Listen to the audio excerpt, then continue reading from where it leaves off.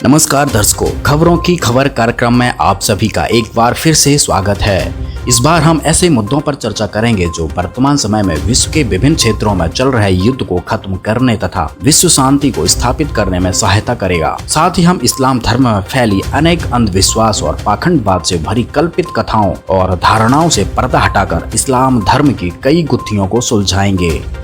वैश्विक मंदी और कोरोना महामारी के इस दोहरी मार से आज पूरा विश्व जूझ रहा है। दिन प्रतिदिन हजारों लाखों की तादाद में लोगों की जानें जा रही हैं। वहीं दूसरी ओर अब विश्व में तीसरे युद्ध की आहट भी सुनाई देने लगी है। जी हां, हम बात कर रहे हैं अजरबैजान और आर्मेनिया के बीच जारी भीषण युद्ध की। इस युद्ध से तो यह साफ है कि आज विश्व भर के राजनेता अपने निजी फायदे के लिए देश हित व जनहित के कार्य करने की बजाय देश में अशांति फैलाकर देश को बर्बाद करने की तादाद पर हैं। कुछ महत्वपूर्ण प्रश्न जिन पर हम प्रकाश डालेंगे। आखिर युद्ध करने की प्रेरणा कहां से मिलती है? क्या युद्ध ही सभी परेशानियों का समाधान है? इन सभी सवालों के जवाब जानने के लिए इस बार हमारी टीम ने विशेष अध्ययन कर आपके लिए इन सभी प्रश्नों का जवाब ढूंढा है। साथ ही इस बार इस्लाम धर्म में फैली अनेक भ्रांतियों व खूबियों को समाज के सामने पेश कर ऐसे न्यूज की टीम आपके सामने सच्चे अल्लाह की सच्ची इबादत का तरीका बताएगी। तो आइए शुरुआत करते हैं हमारा विशेष कार्यक्रम खबरों की खबर का सच, जो आप जानना चाहते हैं।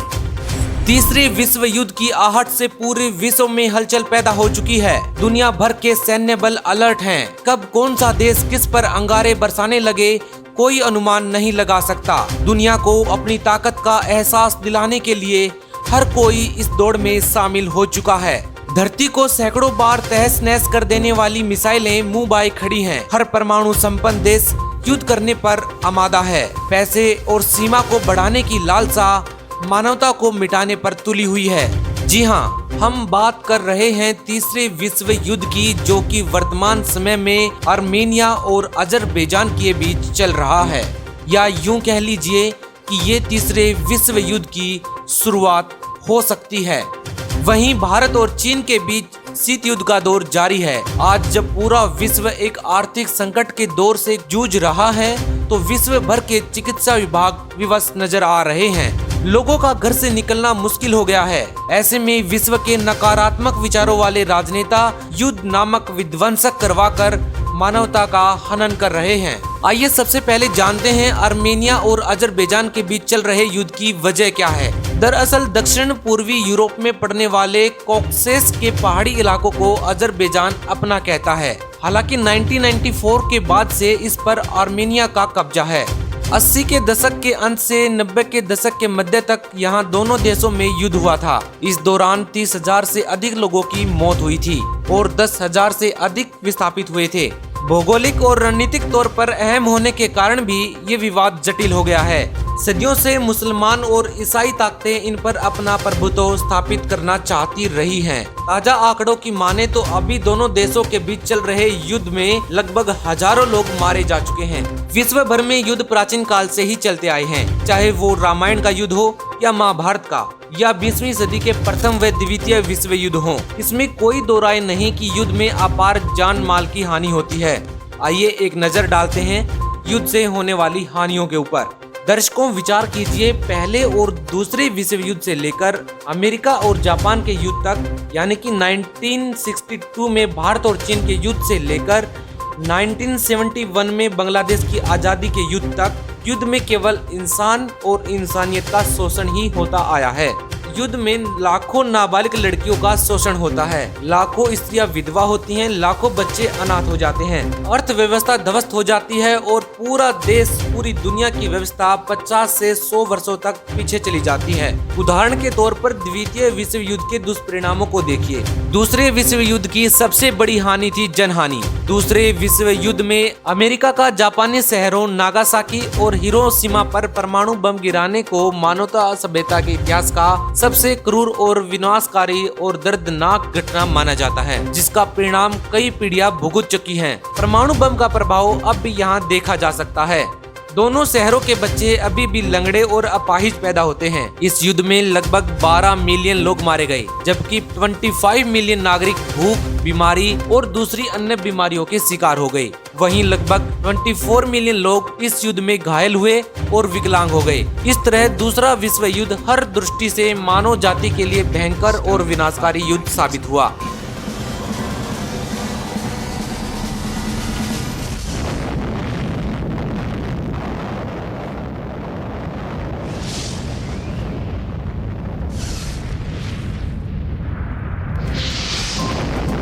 फिर आखिर युद्ध होते ही क्यों हैं? क्या नरसंहार से ही विश्व शांति को प्राप्त किया जा सकता है? इसका सटीक और स्पष्ट जवाब केवल आध्यात्मिक तौर से ही दिया जा सकता है। जगत गुरु तत्वदर्शी संत रामपाल जी महाराज अपने सत्संग में बताते हैं कि संसार में नकारात्मक और सकारात्मक ऐसी दो प्रकार की शक्तियाँ होती हैं। नकारात्मक शक्तियाँ इंसान को खराब कार्य जैसे कि चोरी, ठगी, बलात्कार, लड़ाई झगड़े और युद्ध करने और करवाने की प्रेरणा करती हैं। वहीं सकारात्मक शक्ति शांति, अमन, समझौता व भक्ति की प्रेरणा करती हैं। यही कारण है कि कुछ स्थान पर हमें अच्छा नहीं लगता और कुछ जगह और लोगों के पास जाने मात्र से ही हमें सकारात्मक ऊर्जा महसूस होने लगती है। इतिहास गवाह है कि ज्यादातर युद्ध सीमाओं के मामले में होते हैं। राजा अपने राज्य की सीमा को बढ़ाने के लिए युद्ध करते हैं और करवाते हैं।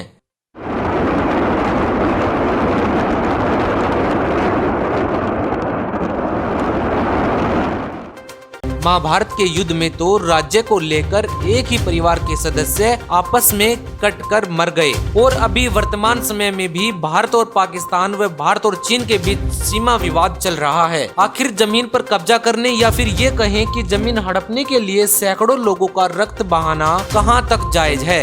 और अब तो जिस तरह के युद्ध होते हैं उसमें लाखों करोड़ों लोगों की जान चली जाती है। क्या आपने नागरिकों की सुरक्षा से बढ़कर एक देश के राजा के लिए कुछ होता है?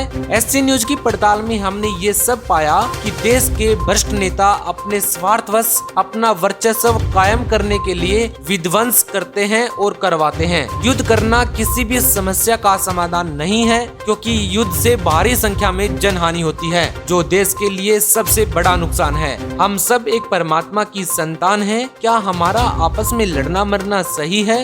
अध्यात्म हमें बताता है कि किसी भी प्रकार की हिंसा करना गलत है। सत्य और अहिंसा ही धर्म का मूल रूप होता है। विश्व भर में अमन और वैश्विक शांति केवल तत्व ज्ञान से ही प्राप्त हो सकती है। तत्व ज्ञान ही इस संसार की हर समस्या का हल है। आज वर्तमान में केवल तत्व ज्ञान संत रामपाल जी महाराज ही बताते हैं। अब आपके मन में कुछ प्रश्न आ रहे होंगे कि आखिर क्या है तत्व ज्ञान और आखिर इससे युद्ध को कैसे टाला जा सकता है? यकीन मानिए जवाब बहुत ही सरल है। जैसे भारतीय नागरिकों को देश में शांति व अमन कायम करने के लिए भारत के संविधान का ज्ञान होना व उस ज्ञान पर अमल करना अनिवार्य है, इसी प्रकार मानव को चाहिए कि परमात्मा के संविधान रूपी 5वें वेद, जिसे सूक्ष्म वेद भी कहते हैं, जिसमें तत्व ज्ञान रूपी सार छिपा है, उसको जगत गुरु तत्वदर्शी संत रामपाल जी महाराज जी के अमृत वचनों के द्वारा समझें और उस पर अमल करें। खैर 100 बातों की एक बात ये है कि आध्यात्मिक झुकाव के बिना विश्व में पूर्णतः शांति और अमन कायम नहीं हो सकता। और अब बात करते हैं विश्व के दूसरे सबसे बड़े धर्म इस्लाम की, जिसके अनुयायी विश्व के कोने कोने में फैले हुए हैं। किसी भी धर्म को समझने के लिए हमें उनके अनुयायियों को समझने की कोशिश नहीं करनी चाहिए, क्योंकि आमतौर पर अनुयायी स्वयं नहीं जानते कि उनका धर्म और विश्वास किन विषयों पर बात करता है। किसी भी धर्म के बारे में जानने का सबसे अच्छा तरीका ये है कि हम उनकी धार्मिक पुस्तकों को समझें, और इसीलिए यदि हम इस्लाम धर्म के बारे में जानना चाहते हैं तो हमें मुसलमानों को समझने की जगह इस्लामिक धार्मिक पुस्तकों का अध्ययन करना चाहिए। और इसीलिए ऐसे न्यूज की टीम ने भी कुछ ऐसा ही किया। हमारी टीम ने जगत गुरु तत्वदर्शी संत रामपाल जी महाराज जी के मंगल प्रवचनों द्वारा इस्लाम धर्म के सभी ग्रंथों की जांच पड़ताल की, और अंत में जो पाया उसे देखकर आप दंग रह जाएंगे। तो आइए अब हम मिलकर इस्लाम धर्म और उनकी मान्यताओं पर एक नजर डालते हैं और ये जानने की कोशिश करते हैं कि इस्लाम के अनुसार अल्लाह यानी कि ईश्वर कौन है। साथ ही हम जानेंगे कि इस्लाम धर्म में कितनी गलत भ्रांतियां भी फैली हुई है। पहले नंबर पर हम उस गलत धारणा पर चर्चा करेंगे जिसमें हमारे मुसलमान भाई बहन बड़े गर्व के साथ सबको कहते फिरते हैं कि कुरान शरीफ का ज्ञानदाता अल्लाह अकबर यानी कि पूर्ण परमात्मा है। मुसलमान धर्म के लोग ला इलाहा इल्लल्लाह का उच्चारण करते हुए अल्लाह का स्मरण करते हैं, जिसका अर्थ है कि एक अल्लाह के सिवा और कोई देवता नहीं। वे ये भी कहते हैं कि अल्लाह अकबर का अर्थ है ईश्वर बड़ा है। मुस्लिम भाइयों ने कुरान शरीफ को ठीक से समझे बिना ही यह निष्कर्ष निकाल लिया कि कुरान शरीफ का ज्ञान देने वाला अल्लाह है, जबकि कुरान शरीफ में स्पष्ट है कि कुरान का ज्ञानदाता शैतान है, जिसे इस्लाम धर्म में जबरीली देवता कहा जाता है। कुरान का ज्ञानदाता कुरान में तत्व ज्ञान की जानकारी किसी बाखबर इल्म वाले से पूछने को कह रहा है। बाखबर का अर्थ है एक तत्वदर्शी संत, यानी कि असली ज्ञान से युक्त संत जिसके पास पूर्ण ज्ञान हो। ऐसा ज्ञान पूरे विश्व में केवल बाखबर संत रामपाल जी महाराज जी के पास ही है।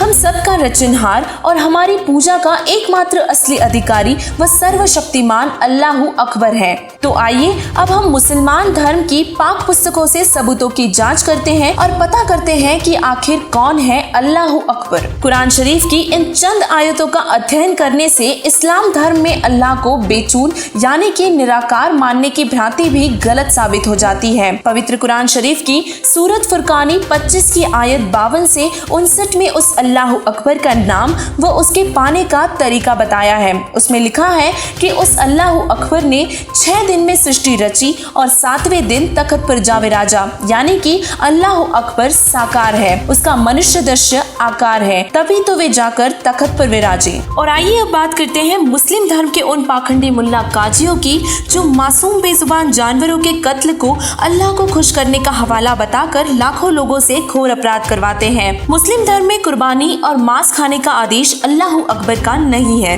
पवित्र बाइबल, तौरात, इंजिल, जबूर और कुरान शरीफ का ज्ञान भी इस काल ब्रह्म ने दिया है। यह काल ब्रह्म 21 ब्रह्मांड का स्वामी है, जिसे मुसलमान निराकार अल्लाह कहते हैं। इस काल ब्रह्म ने कुरान शरीफ और कुरान मस्जिद का ज्ञान जिब्रील नामक फरिश्ते के माध्यम से हजरत मोहम्मद जी को दिया। दाऊद पर पवित्र पुस्तक जबूर का अवतरण हुआ, मूसा जी पर पवित्र पुस्तक तौरात का अवतरण हुआ और इसी तरह ईसा जी पर पवित्र पुस्तक इंजिल का अवतरण भी इस काल ब्रह्म द्वारा ही किया गया। पवित्र बाइबल के जेनेसिस 1:29 में भगवान ने मनुष्यों को शाकाहारी रहने का आदेश दिया है और साथ ही कुरान शरीफ से पहले आने वाली 4 आसमानी किताबों में कहीं पर भी मांस खाने व कुर्बानी देने का जिक्र नहीं मिलता, क्योंकि चींटी से लेकर हाथी तक सभी उस अल्लाह की ही संतानें हैं।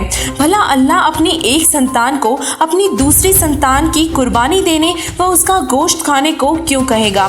यहाँ तक कि हजरत मोहम्मद साहिब जी की जीवनी में भी लिखा है कि उन्होंने कभी मांस नहीं खाया और कभी कुर्बानी भी नहीं दी, ना ही उनके 1,80,000 अनुयायियों से कभी ये क्रिया करवाई। और इसी तरह इस विषय में संत गरीबदास जी महाराज जी भी कहते हैं, नबी मोहम्मद नमस्कार है राम रसूल कहाया, 1,80,000 को सौगंध जिन नहीं करते चलाया, अर्ज कुरश पर अल्लाह तकत है खालिक बिन नहीं खाली, वो पैगंबर पाक पुरुष थे साहिब के अब्दाली। पवित्र कुरान शरीफ की सूरत फुरकान 25 की आयत 52 से 59 में लिखा है कि अल्लाह अकबर ने 6 दिन में सृष्टि रचकर अपना विधान बनाकर 7वें दिन तख्त पर जा विराजा। उसके बाद जितने भी आदेश दिए गए वह उस अल्लाह अकबर के नहीं है, वह किसी और ही शैतान फरिश्ते के हैं। मुस्लिम धर्म के लोग पुनर्जन्म में विश्वास नहीं करते, जबकि उनके धर्म ग्रंथ पुनर्जन्म पर गवाही देते हैं। मुस्लिम लोग पुनर्जन्म में विश्वास नहीं करते, वे मानते हैं कि पुनर्जन्म नहीं होता। वे कहते हैं कि एक बार जब आप पैदा होते हैं तो जिस तरह से आपकी मृत्यु का निर्णय ईश्वर द्वारा किया जाता है वैसा ही होता है। आपको कब्र में दफन कर दिया जाएगा और कयामत के दिन जब पूरी दुनिया का विनाश होगा, कोई पृथ्वी नहीं होगी, जब सभी चीजों का विघटन होगा और कोई आकाश नहीं होगा, तो आप सभी को उन कब्रों से निकाल लिया जाएगा और आपको जीवित कर दिया जाएगा। इसमें अनुयायियों की गलती नहीं है, बल्कि मुस्लिम धर्म के उन काजियों की गलती है जो इन पवित्र ग्रंथों के रहस्य को समझ ही नहीं पाए। सूरह अल अनबिया 21:104 में कुरान शरीफ पृष्ठ करता है कि भगवान ने जिस प्रकार निर्माण किया था उसे वे ही समेट लेंगे और फिर उसे वे निश्चित रूप से फिर से बनाएंगे, जैसे उन्होंने शुरुआत में किया था, फिर से वही करेंगे। साथ ही सुरह मुल्क की 67वें आयत 1 से 2 में स्पष्ट लिखा है कि अल्लाह ने जन्म और मृत्यु को बनाया है, यानी कि पुनर्जन्म सबका होता है। मुस्लिम धर्म के सदग्रंथ बताते हैं कि भगवान एक से अधिक है, जिन्हें देवी देवता या फरिश्ता कहा जाता है। इस्लाम का सबसे विश्वसनीय धार्मिक पवित्र ग्रंथ है पवित्र कुरान शरीफ, और मुसलमानों का मानना है कि अल्लाह केवल वह ईश्वर, वह खुदा है जिसने कुरान शरीफ का ज्ञान दिया है। लेकिन सबूत साबित करते हैं कि कुरान शरीफ का ज्ञानदाता अल्लाह ताला नहीं है, वह किसी अन्य भगवान के बारे में उल्लेख कर रहे हैं जिसकी जानकारी कोई बाखबर इल्म वाला तत्वदर्शी संत ही प्रदान करेंगे। अल्लाहू अकबर का नाम कबीर है। पवित्र कुरान शरीफ की सूरत फुरकान 25 की आयत 52 में अल्लाहू अकबर का नाम स्पष्ट रूप से लिखा है। उसमें लिखा है कि उस अल्लाहू अकबर का नाम कबीर है। फला तुतिअल काफिरीन वजाहिदहुम बिही जिहादन कबीरा। तो अब सवाल उठेगा कि इंटरनेट पर लाखों धर्मगुरुओं के प्रवचनों में हमने तो आज तक ऐसा ज्ञान कभी सुना ही नहीं। तो ऐसे न्यूज़ अपना तर्क रखता है कि कुरान शरीफ के मुताबिक उस अल्लाह अकबर की जानकारी सिर्फ बाखबर के पास ही होती है, और वह बाखबर जगत गुरु तत्वदर्शी संत रामपाल जी महाराज जी ही हैं, जिन्होंने मुस्लिम धर्म के सुप्रसिद्ध प्रवक्ता जाकिर नायक को ज्ञान चर्चा के लिए आमंत्रित कर उन्हें ज्ञान चर्चा में परास्त कर उनका पर्दाफाश किया है। जो चीज गलत है वो गलत ही होती है, चाहे फिर उसे करोड़ों लोगों द्वारा ही क्यों ना अपनाया जाए। ऐसे न्यूज़ की स्पेशल रिपोर्ट में ये पाया गया कि इस्लाम धर्म में असली अल्लाह की वास्तविक जानकारी किसी को भी नहीं। विश्व प्रसिद्ध संत रामपाल जी महाराज जी ने प्रमाणित करके बताया है कि अल्लाह की सच्ची इबादत व उसका तरीका पूरे विश्व में केवल उनके ही पास है। इसीलिए इस वीडियो को देखने वाले हमारे सभी मुस्लिम भाई बहनों से प्रार्थना है कि वे इस वीडियो को हर मुसलमान तक पहुंचाएं और बाखबर संत रामपाल जी महाराज जी की शरण में आकर अपना कल्याण करवाएं। आज हमने विशेष पड़ताल में वैश्विक और आध्यात्मिक मुद्दे पर विस्तार से बात की। अब शुरुआत करते हैं स्पेशल वीकली बुलेटिन। मणिपुर और नागालैंड के पूर्व राज्यपाल अश्विनी कुमार ने की आत्महत्या। हिमाचल के डीजीपी और सीबीआई के निदेशक भी रह चुके थे अश्विनी कुमार। ड्रग मामले में ठीक 30 दिन बाद एक्ट्रेस रिया चक्रवर्ती को बॉम्बे हाईकोर्ट ने कुछ शर्तों के साथ दी जमानत। अब एक्ट्रेस को 1 लाख रुपए जमानत के तौर पर देने होंगे, तो वहीं 10 दिन तक रोज पुलिस स्टेशन पर लगानी होगी हाजिरी।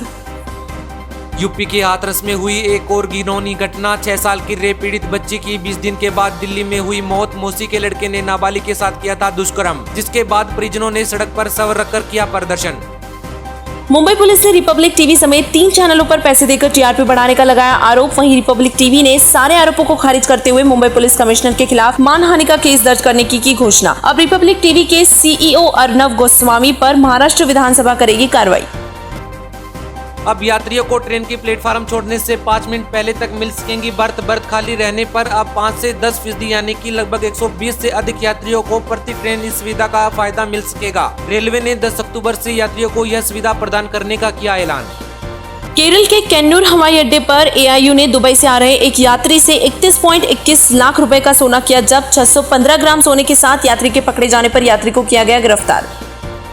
कोरोना काल में दिल्ली के एक ढाबे पर ग्राहक घटे तो छलके बुजुर्ग होटल मालिक के आंसू। वायरल वीडियो को देखने के बाद सोशल मीडिया पर बॉलीवुड के सेलिब्रिटीज, क्रिकेटर्स और आप विधायक ने होटल मालिक को किया सपोर्ट, जिसके बाद दिल्ली के लोग भारी संख्या में ढाबे पर मटर पनीर खाने के लिए पहुंच गए। एनआईए ने बेंगलोर में 14 सदस्य आईएस मॉड्यूल का किया भांडाफोड़, जिसके बाद अहमद अब्दुल कैडर और इरफान नासिर नामक 2 आरोपियों को किया गया गिरफ्तार। आज सरकार के झूठे वादों का हुआ पर्दाफाश। मोदी सरकार की प्रधानमंत्री ग्रामीण आवास योजना के तहत सरकार को इस साल बनाने थे 61,50,000 घर, जिसमें से अभी तक केवल 2,880 घर ही बना पाई है सरकार, जो कि टारगेट का केवल 0.06% ही है।